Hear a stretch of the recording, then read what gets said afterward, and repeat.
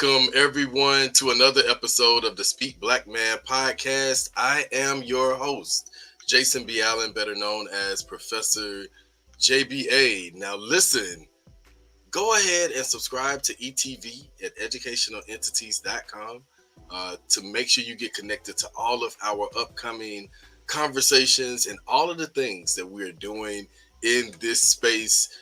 Again, if you are watching this live on any of our virtual platforms, please like and share this conversation with others. Now, when we talked about this in production, we probably were like presidential election campaign time, anything around economic mobility, around what families are in need of. A lot of times get shadow banned. So we probably should have said that we're talking about a community festival. That would have gotten us through. That would have been okay. They wouldn't have flagged us with that. But we are excited about the conversation tonight because this is an election season. And there's a lot of misinformation. Last week's episode, we touched on in episode 2 a precursor, like Civics 101, kind of reminding everybody about the importance of this time of year and really the breakdown of federal, state, and local, and how we have a lot of people who get connected to presidential campaigns, but then forget that there are state elections, there are local elections that impact a lot of the things that are concerning to you. So make sure you go back, rewatch that episode and all of the other episodes for this season, which is season 6 of the Speak Black Man podcast. Let's go right into Jay's Corner and community power. Listen, there's no community power if there's no UNITY, no unity, everybody. So here's some upcoming events to keep you connected. And also, we support nonprofit, small, grassroots organizations. So we want to make sure that you are connected this weekend on October 12th. We have a partner, Every Color Matters. They have a 5K, which is centering cancer awareness and is super important, right? And definitely needed within our community space. So please make sure you share that information. Check out their website, everycolormatters.org. Get their information, share it out with people. Definitely those within our community, centering cancer awareness, right? On October 19th, I can't even believe that it is literally a few days away, but our annual Halloween Masquerade Ball is a fundraiser for Lily's Foundation for Change, which is our foundation supporting grandparents, seniors, and caretakers raising school-age children. So make sure that you go and you visit liliesfoundation.org to get connected and support that work. Go ahead and buy you a couple of tickets. If you can't make it, guess what? Go ahead and still buy you a couple of tickets and support the work. Also, also on October 21st, we'll be kicking off the National Parents Union Georgia Parent Week of Action, organizing parents and families across the state around some amazing things. But there will be a virtual conversation on October 21st at 5 p.m. Eastern Standard Time, of course. So please make sure you look out for that information and get connected. Now, I know everybody is like, let's get right into this conversation. This special guest on this evening is no stranger to the platform, but because we have so many questions and things that we want to go over in this conversation, Dr. Bond, we are going to go on ahead and bring you into the conversation. And first and foremost, again, thank you for being on this evening for the conversation. I want to give you some time and space to tell the people who you are, where you're from, and some of the work that you do. Hi, first of all, my name is Dr. Stephen Bond. I've been in education now for the last 26 years. I'm a teacher. I'm department chair. I've also been blessed to be a best-selling author. I've had 2 books out, and my last book was on my grandfather, how he had a patent for the signal light for cars. And the book has gotten worldwide recognition, and it also was an honor, my grandfather and ancestors that came before me. So I'm originally from New York. I'm currently now in the eastern part of North Carolina. And so along with being a teacher and also being an author, I'm also a civil rights activist. I fight for the rights of everybody, and that's something that, I fight for even to this day. That's been part of my career for about the last 26 years. And so that's a little bit about me. I love education. I love empowering students. And one of my specialties is I help those students become even more improved learners who are on the spectrum of ADHD. That's my specialty. And even recently, 2 months ago, I came in third place for my county teacher of the year, and I've also won uh, national awards for my teaching. And so I've just been blessed, and I'm excited being your show, Jason. Hey, listen, man. Major kudos to you and your work. I know you have a phenomenal book that's out again. You already alluded to that, but just how impactful that was with young people, and again being able to highlight that work of you and your students again in North Yeah. Carolina. Now, I want to go ahead and open up the conversation and center us around what actually has happened recently in regards to the hurricane, the natural disaster that, of course, has landed in North Carolina, and not being on the ground there, but supporting our partners and helping to get resources and different support for families and communities who are on the ground. Specifically, we've been supporting, for those who may not know, that there have been at least 11 children who have lost parents in Yeah. that area, both their parents. And so, being able to support those families and that community during this time. Um, I want to ask you this question that really connects to state local elections. A lot of people don't understand the natural disaster relief funds that governors receive from Right. the government and how they implement these funds in their budget. What role do we play in regards to the states? I want to kind of shed a little bit of light for people who are maybe misinformed about why there have been maybe certain delays in resources and getting what's needed to families and communities in North Carolina. And so, before we get into some of the questions, wanted to see if you could shed a little bit of light on what's actually happening in North Carolina in those communities, and how people can be more civically engaged with state governance.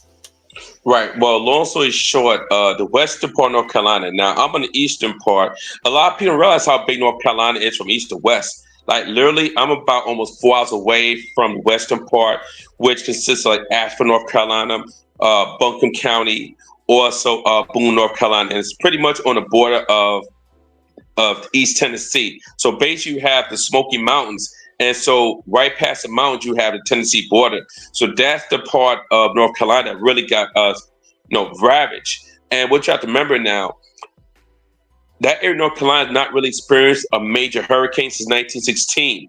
Usually in the mountain region, you don't have issues with hurricanes. Matter of fact, a few weeks before, someone had made a comment and said that after North Carolina is the most climate-free issue area in the United States, because you just assume it's in the mountains. Hurricanes not going to get there. Tornadoes not going to get there because Asheville's about over 2,000 feet above sea level. So basically, it's about half mile up above sea level. So most people not assume the hurricane would hit. And so unfortunately, the area was not prepared between Boone, Asheville, Buncombe County. They were not prepared. What makes it worse, when a hurricane hits there with the water and flooding, you're up in the mountains and valleys. So basically, the water is rushing down the valleys. And to make a long story short, so the roads were destroyed. I-40, which connects you from North Carolina into Tennessee, basically got completely destroyed. And the areas where the highways and bridges did not get destroyed, basically was flooded. And what you have to remember, especially when it comes to like state and local, like I-40, Interstate 40, is in charge by federal government. But a lot of those bridges and a lot of those other areas to get around, if it's a state road, the state has to fund that. So that's not, really the federal government responsibility. That's between the governor and the local counties like Buncombe County. So with that being said, honestly, they were not prepared for the damage that was going to occur. So when you have bridges that connect to I-40, which is a federal interstate road, then the state has a problem because then they have to get that fixed. And one of the things that Joe Biden had been doing in the last couple of years, he was trying to implement a lot of our infrastructure, roads and highways and bridges to be fixed and repaired because a lot of them are in bad shape. For example, I go to Maryland a lot. Have family there. The Bay Bridge would take you across the Chesapeake Bay between Maryland, later into Delaware, is in such bad shape that sometimes traffic only go one way. So they're trying to get these repairs done as soon as Wow. possible because was not too long ago the Francis Scott Key Bridge got destroyed. So it's a combination of the federal That's government, good. but also the state. Yeah, but the state government has to get the funding and incorporate it, and also it's the state government that's declared the state emergency. Usually, what government's supposed to do is declare a state emergency for those counties. So when the hurricanes and storms do hit, that money is allocated for each individual county and for the state. So that's basically the process of how it works. Yeah, that's really good, man. And that again, it's going to get into some of the things that we are going to talk about this evening. And actually, I want to work backwards since we're talking about civics right now. One of the major things that we're seeing in regards to this age of information is misinformation, the miseducation of the American that we're seeing right now in present day. Working backwards and say to close us out, we were going to talk about the importance of teaching civics and American history and what impact we're actually seeing that have on adults and young people. And again, a good example is, on social media, seeing people blaming, one particular presidential candidate who is the vice president for a lot of the natural disasters that states are facing and not realizing and understanding that there is federal governance, there's state governance, there Hmm. is local governance. I Right. touched on this last week in the podcast, and what we also really honed in on is how there are a lot of misinformed citizens and misinformed and you know let's stick with misinformed voters. Hmm. Right. And so I want to work backwards again and kind of start out with the importance of teaching civics. And would you support, parents and community members and teachers, coming together and saying, hey, we really should start teaching civics at third grade and really teach it every grade to 12th. That's what I and other parents, who are in the space as advocates are wanting to see. So yeah, let's give you some time and space to answer the question in regards to the importance of teaching civics and maybe looking at why that should be something that's taught every year. Well, I'm gonna say this: in the state of North Carolina, civics is only mandatory in 10th grade. Now, my thing is, I feel that every adult and even child from probably about maybe fourth grade or third grade should have a civics course, and obviously, teach it on a level they can understand. So, third grade have a level where they understand the basics, like right to vote, even the Bill of Rights, and like the First Amendment. And what's interesting, I'm glad you mentioned, Jason. My middle school group, just the last 2 weeks, what we've done, and it's been a good thing, we have surveyed the teachers and staff of our school. And we ran around the school and see how many of the teachers at our school knew, like, for example, the 5 parts of the First Amendment. And Jason, only about 28% of them knew all 5 parts of the First Amendment. Most did not even know about freedom of petition or assembly. Most knew about freedom of speech and religion and press, but most did not know about petition and assembly. And so these are adults at our school, and I'm not knocking them, but what the point is that if the adults in our society who are educated don't know, imagine the general population, imagine younger kids. So I really That's think so it should be true. mandatory. One of the other polls we did where we got about 50, I think got about 58 teachers. And see, did they know the three minimum requirements to become president? And the three minimum requirements are when you have to be 35 or older. You have to be a natural born citizen, which means you literally have to be born within the 50 states or in areas that's owned by the U.S. So, in other words, you were born on a Marine base in Okinawa, Japan. You're an American citizen. You was born in a Navy base in Guantanamo Bay, for example. You're an American citizen. So most of the teachers do not know that. And the third part is you've had to live in the country at least consecutively for the last 14 years.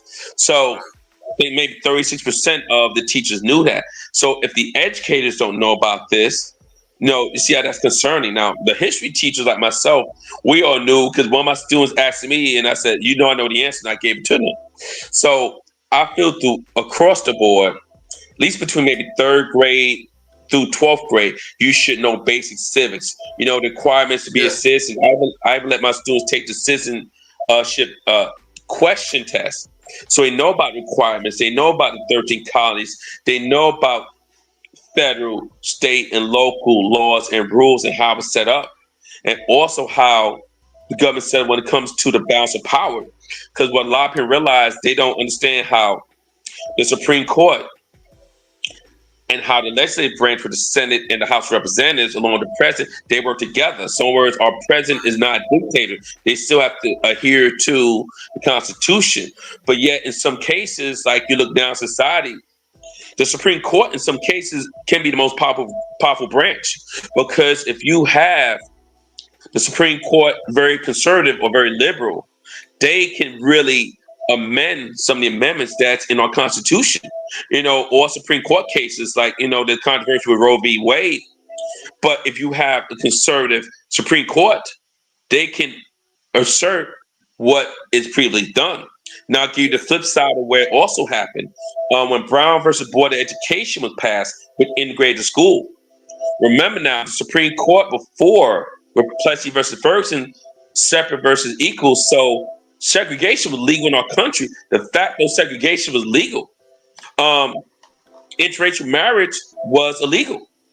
It took Supreme Court case Lovin versus Virginia, where the Yeah. white guy married a black woman, they were thrown in jail. So in different scenarios, one branch can be stronger than the other. So the Supreme Court can be stronger than other branches at times. The Senate can be stronger than some other areas of our government because senators get 6-year terms, which is the longest of any one except the Supreme Court. And also, they have a major role in the law making for the state and for the federal government.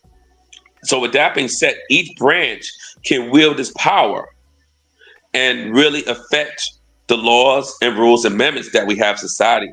But the average American citizen does not know that. And this is what Yeah. we need to be informed of. No, that's good. And I mean, that takes us into tonight's conversation that is, centering, you know, voter suppression, specifically around, black male voters. The Pew Research Center, that's PEW as in a church pew, Hmm. Research Center has, really honed in recently on different stats of demographics in regards to voting, around conversations, around civic engagement. The civic engagement piece is missing in a lot of black communities. I like to say black and brown because brown can refer to indigenous populations, but also the Afro Latina and the Latina community that a lot of times resides in black communities. However, there are others who may, have their thoughts and feelings on that, but that is what it is. I want Right. to, kind of go into the next part of the conversation around the miseducation of black male voters. The Pew Center highlighted that, you know, there are a lot of black women who are registered to vote and who go out to vote. They are consistent voters. They are always voting. Black men are also in high numbers registered to vote, but black men are the lowest in voter turnout of any demographic in America. So I'm confused about this because I know that I see on social media and in conversations, with men who are like black brothers who have daughters who are married, who come from mothers, who have family members that may be disabled, LGBTQ plus IA, etc. so forth. But they're like, I'm voting for Trump. And I'm like, well, to each his own. But tell me why. No reasoning, no rationale other than, talking about things that I feel like have created voter apathy for black men, specifically targeted ads that we talked about last week to black men, and a lot of the things that are like emotional. People are voting for emotional reasons, like George Floyd or abortion. This is what we're hearing from, black Hmm. men, but also a lot of things being tossed around, like, black men are maybe weak because they're on the Democrat plantation, which we also hear a lot about. So I want you to really, maybe kind of address, as being a historian, a history teacher, someone who understands and knows civics, to maybe talk about the realness of black male voter suppression and what that miseducation and voter apathy looks like. Well, I'm gonna start. I'm gonna take way back to about the 1860s after Civil War with the factual segregation. Many times, voter suppression was huge. My grandfather, who also had the signal light for the book, for the signal light, and I wrote my book. He voted twice in Bertie County, and he was threatened with no guns. Now, I say all that to say, since the Civil War ended, especially black men have been targeted to be suppressed in voting. And so it starts off there. One of the other things which concern me, you mentioned number 45. Number 45 made a comment where I can relate to black folk because I've been convicted of crimes, and which was ignorant to say that. But my issue is, I'm gonna just keep it real. One thing that does concern me is that if you are a convicted felon, you cannot vote. But yet, in our Constitution, as mentioned before, a convicted felon that is favored the people can vote, and can run for president. So, in words, Donald Trump can run for president and can vote. It's a convicted felon, but the majority of states, if you are a convicted felon, you cannot vote. So that's a big travesty, first of all, in our society. And what I also think media has downplayed voting for black men, saying it's not necessary, it's not relevant, it's not going to make a change. Whereas in the late 1800s and early 1900s, when the Klan was dominating, you knew that voting was important. The difference was we were suppressed even more, where it could take your life if you voted. Wow. But I'll never forget when I was 18 years old, and we're talking about, I just turned 50. This was 1992. And I went with my dad, and we voted. We got dressed up, wore a suit, and we went and voted because my dad said, not about who you vote for. But he said, your grandfather, your great grandfather fought and suffered for the right to vote. So we knew how serious voting was. Now, what they've done for black men, they downplayed it. We knew the importance of it back then, but the issue was the Klan and the fact of segregation suppressed us. Now it's a psychological thing where they're trying to say, well, oh, voting's not important. It doesn't make a difference. They'll say, well, the Democrat Party doesn't help black folk. They say the Republican Party doesn't help black folks. So they're saying, no matter who you vote for, so don't vote. And why that's troublesome, because you think about something in 2008, when Barack Obama won the election, a lot of black men voted. And it also showed the power of voting because I remember so many people voted and it did make a difference. So Yes. now we have the narrative where the assumption is, oh, voting does not matter. Voting is irrelevant. And another thing, Jason, that a lot of people don't understand with the system is the electoral college. That's another thing we talked about, Yes. where people don't understand how you can win more states than your candidate, have more votes, but still lose the election. And in a nutshell, basically, like when Hillary Clinton lost to Trump, if you don't win enough major states with the electoral college, you can lose the election because Hillary had 2 million more votes than Trump. But because Trump did win, for example, Texas, Florida, Illinois, those states which have high electoral votes, Yeah. he won the election. So because we're not educated on how the system works, That's we good. kind of ignore it. Yeah. And we forget how the system works. And I also want to add this to the conversation. A major shout out to, some really good people on the ground, like a good classmate of mine, Jessica in Arizona, Pascal, who was just recently out there for the NPU Action Fund, who were on the ground hearing from people, working with Mamas for Kamala, and others who are coming together on the ground to really connect, people to this conversation. And, again, I am concerned about the voter apathy that I'm seeing on social media that is targeting Black men, and also the miseducation around this. And so I want us to also talk a little bit about the connection to Black men not voting, and also what we're seeing with the school to prison pipeline, and also around Black men who are being incarcerated again.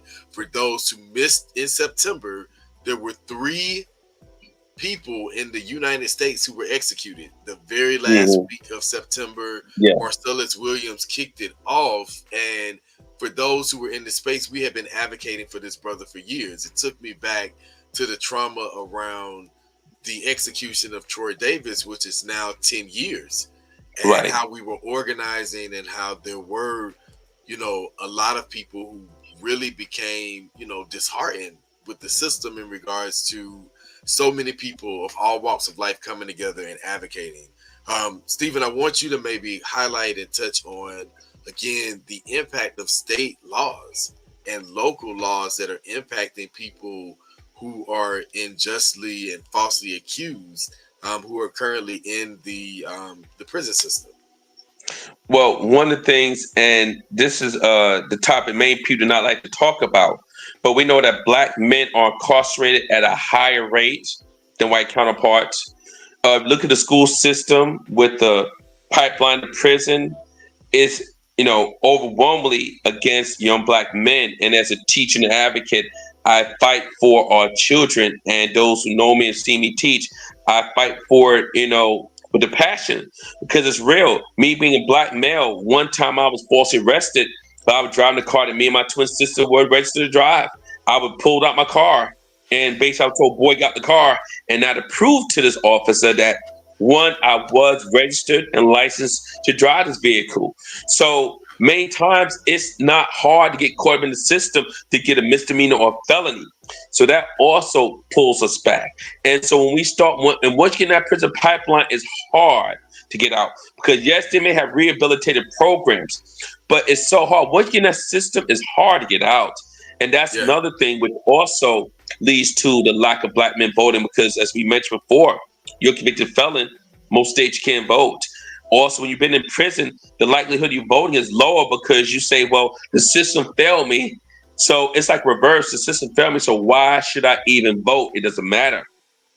The prison pipeline with children also is a big issue, because young Black men are really taught, like, the system doesn't work for you, so don't try to fix it. Don't try to vote. And so when I teach my civics class, not that I'm being biased, but I make sure that the young Black men in my class especially have an idea of what our system is like, how our system is run, the good, the bad, and also the ugly, because they need to know. But many times, because they don't have that knowledge and awareness, we just downplay the importance of voting. So a lot of Black men say, well, I'm not going to vote. It's not important. But in 2008 was important. So it was almost like there was a mad dash by the media to say, okay, we got to come up with something to stop these Black men from voting, because they did have an impact. And so especially after 2008, it was an issue. But that prison pipeline, I think, is really one of the biggest keys and deterrents against Black men wanting to vote, because if we caught up in a system that's hurt them, like you mentioned, getting the death penalty. Research lets us know that Black men, even if they have committed crime, their jail sentences are longer. Yeah. The punishment does not fit the crime. And so for so long, we've been screwed over by the system. You look at the story with George Floyd. Here's the thing I've always said. If someone did not video it, if they did not have a good jury, it was almost like they almost had to overprove he was innocent. But they were trying to tear his character. Oh, he was on drugs. He was doing this. He had a bad background. They don't do that. But from what you just said, even with all of those things, does that mean that if you do those things that you deserve to die, and you deserve to die in that manner? And that's the larger question around, again, why civic engagement is important, why we need to have diverse books in schools Mhm. that are helping children to understand that yes, we all are different, but we are all human. And there is a falsehood around voting, Stephen, and you just highlighted this in regards to people thinking that what happened to George Floyd, what has happened to so many others, that they deserved it because they didn't have a perfect record. But let me also say this and remind you all of, as both of us are teachers, a student, Elijah McClain, who was slain in the same way. This was a Mhm. child, and he also had autism and was Right. simply doing nothing but what had been taught to him by his teachers, by his parents, by those in the community who loved and respected him. And so, for people who believe that, oh, we need to have strict policies and laws around this, it's still unfairly. Let's also think about this. And, Stephen, I want your thoughts on this. This is a question.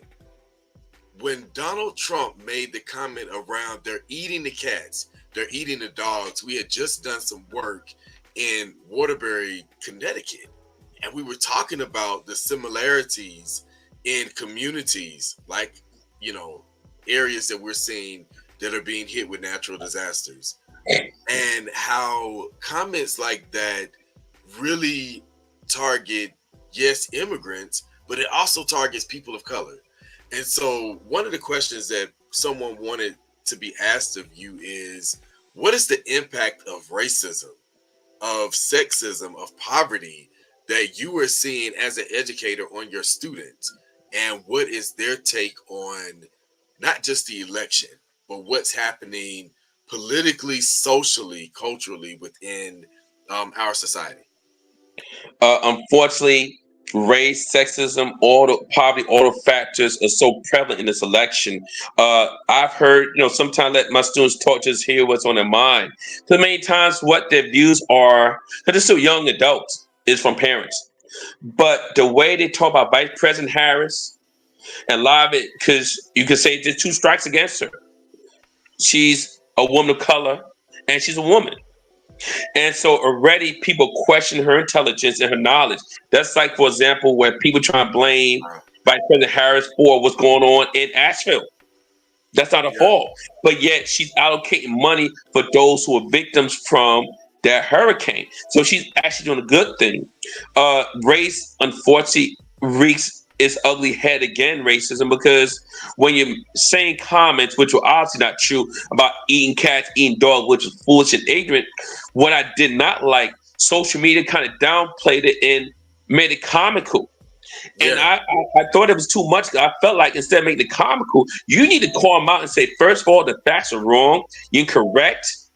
First of all, they're talking about Haitian immigrants and I'm part Haitian. So for me, I was very upset and perturbed by their ignorance. Because when you try to simulate people eating cats and dogs, and I saw sometimes on even Instagram, there were too many jokes about it. It yeah. was not funny. And everybody has a different view. So racism is rearing its ugly head again. Sexism is rearing its ugly head with presidential candidate Harris. Poverty, where they're trying to save to the people in poverty. We're going to save you. We're going to do this. Like, you can't do things on your own. You cannot think on your own. So we're going to do the thinking for you. And it's an insult to the intelligence. The people in poverty have intelligence too. However, Yes. they can be swayed when it comes to money or things of that nature. So what I see in this election is those same three categories: racism, sexism, and poverty being targets once again. And so, like I said, um, really the whistle should have blown more on 45 than it was before. And That's another thing I good. also want to yeah.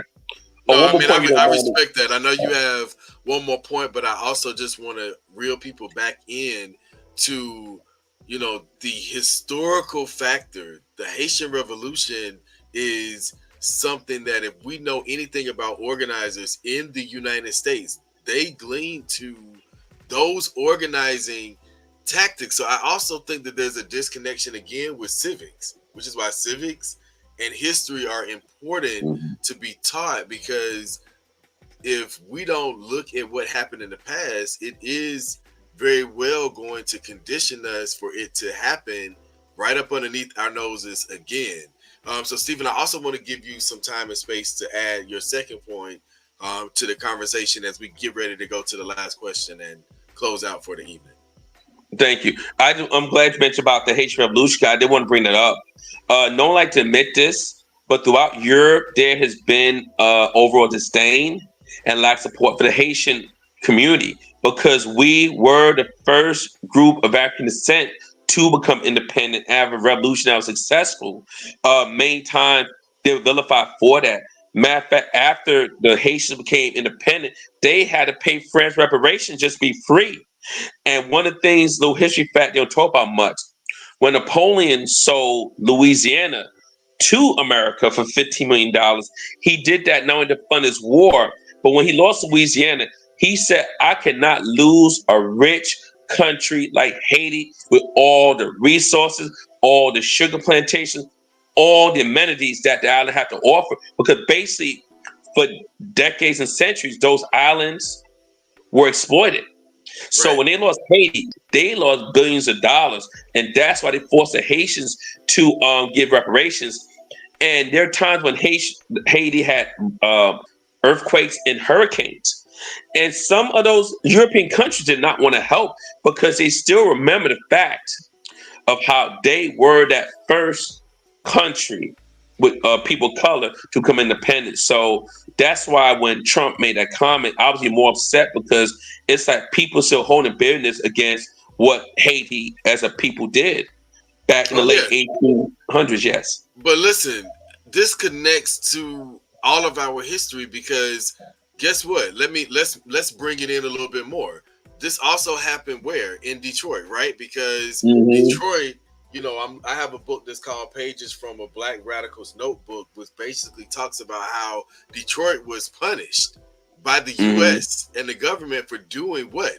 The very same thing. But aren't the Tulsa race riot survivors those who are over 100 years old, y'all, still advocating for reparations from what was happened to their ancestors who were what?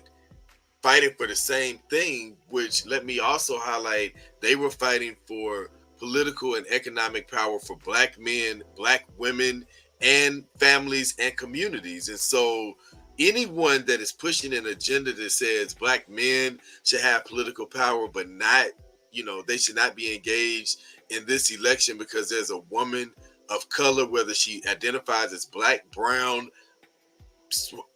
whatever, however she identifies, there's a woman of color who is running, a black woman. She identifies as black. She's a black woman who is running for this office.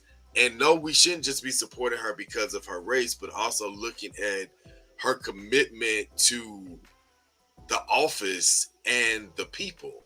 And I think we forget that. Like, there used to be a respect for the office and how we need to acknowledge the system does need to be, let's say, shifted in a Hmm. direction where it is really working for the people. And so to close us out, Stephen, I want you to maybe, again, what are like three main facts around civics that the people need to know? Specifically thinking about um, targeted communities like um, demographics such as black men who are, you know, very apathetic about voting and being, targeted not to vote. What are three things that they should consider in regards to voting? Well, one fact I tell my students all the time when it comes to voting: if people fought and died for the right to vote, you know it's important. Many of our ancestors were killed, and a lot of times the killing was either because we had our own businesses, like in Tulsa, or Detroit, or Jackson Ward in Virginia. Many times, reason why we were killed, or because of voting. My friend Loki Mulholland did a documentary on Vernon Damer. He Wow. was in Mississippi, and he started voter registration for Mississippians in the 60s. And what he said, I have money, I own my own store. I will pay for your voting ticket. And it got to a point, the Mississippians killed him. They burned down his Wow. house, and he died from the from being burned. He shot away the Klan so his family could try to survive, but he was killed. So when you see that people fought and died for this right to vote, you know it's Yeah. something. And in the southern states, especially, voting suppression has gone on. And if it's not voting for suppression, it was no one trying to kill you. The suppression was the first step. The second step, we may have to kill you or try to kill you. And just like with my grandfather, he had death threats about that as well. So the first thing I would tell blacks is, first of all, it's a point where people fought and died for the right to vote. The second thing I would tell them when it comes to civics, know some of the rules, like for example, like the electoral college, how it works. So in words, don't get upset in the election if the person had the most votes did not win. Now, you could agree or Right. disagree with it, but know how the system works. Because what they do, you have political activists and panelists who analyze and strategize. They'll say, okay, well, we need to win this state because California were 54 points. Like I tell my students, the first to 270 points wins the election. So you win California, that's 54 points. This year, Texas is 40 points. So every 4 years can change. So know how the system works with the electoral college. That's Right. the That's second good. thing I would tell them. Yes. And Also, Stephen, let me say this: that Texas and Georgia has the highest number of black voters, and so mhm, also think about what we're seeing with black men in Texas is totally different than what we're seeing in Georgia. Black men are collectively organized and they are out, they are engaged. I'm not saying it's not happening in Georgia, but I'm saying statewide in right. Texas, oh, black men are like, no, we're not playing that. We're not playing the radio with y'all making us think that we should not be going out to vote. And let me also say this: that does not necessarily mean that they're all going to vote for one candidate or the other. The point that I'm making is that they are activated to vote. In Georgia, we are seeing more conversations of black men saying that, oh, yeah, I'm not going to vote because, it's a black woman that's running for, office, or there's a woman that's voting, running for office, or whatever the conservative reasons may be. hmm But I just wanted to highlight that from what you said. What are two other quick reasons? Because we're over time, but what are two other Okay, I'll quick make it quick. reasons?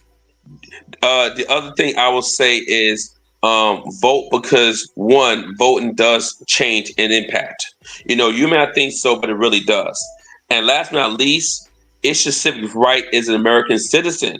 Keyword is civics. It's a state being the right of a citizen. So last but not least, use your right as a citizen. You may not have a different view from who should win, but just go and do it anyway. Because like I said before, if our ancestors fought and died for the right to vote, must be something powerful. Because when we gather together, like you mentioned in Texas, when we gather together and unite, we Yeah, strike fear in other people around this country. So that's man. it right there.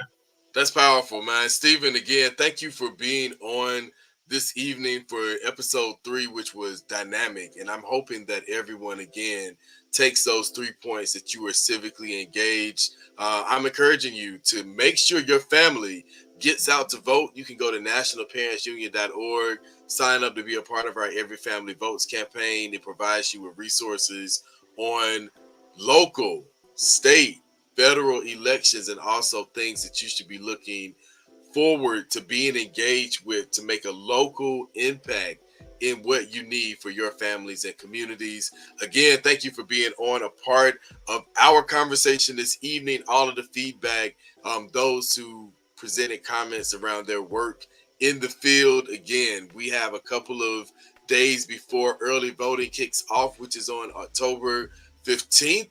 Yes, October 15th. It is almost time. So, again, make sure that you have a plan for your family to vote. This is episode 3 of the Speak Black Man podcast. I look forward to next week, 7:15 p.m. We will see you guys then. The replay of this episode will be on Monday at 7:15 a.m. So we want to reach as many people as possible. Subscribe to educationalentities.com for ETV. Next week, 7:15. We'll see you then.